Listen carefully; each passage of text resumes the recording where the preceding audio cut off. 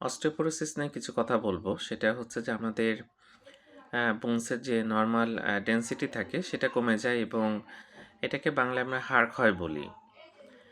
বয়স বাড়লে এটা হয় আমরা জানি এবং মেয়েদের মধ্যে বেশি দেখা যায়। যারা অ্যালকোহল বা ধূমপান করেন তাদের মধ্যে এটা বেশি হয়। এছাড়া দেখা যায় যে আ যদি কেউ স্টেরয়েড খান, আমাদের দেশের অনেক মানুষ দীর্ঘদিন ধরে স্টেরয়েড খান।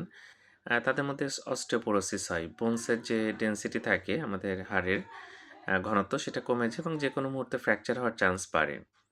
তো যাই হোক ধূমপান করা যাবে না, অ্যালকোহল অবশ্যই বন্ধ করতে হবে বা খাওয়া যাবে না। এছাড়া যদি ভিটামিন ডি কম থাকে সেটা গ্রহণ করতে হবে। ক্যালসিয়াম জাতীয় খাবার যেগুলো আছে সেগুলো গ্রহণ করতে হবে। অস্টিওপোরোসিস খুব কমন। আমি আগেই বললাম যে হাড় ক্ষয় হয়ে যায় স্টেরয়েড খাওয়ার জন্য বয়স বাড়ার কারণে। মেয়েদের বেশি হয় মেনোপজের পরে।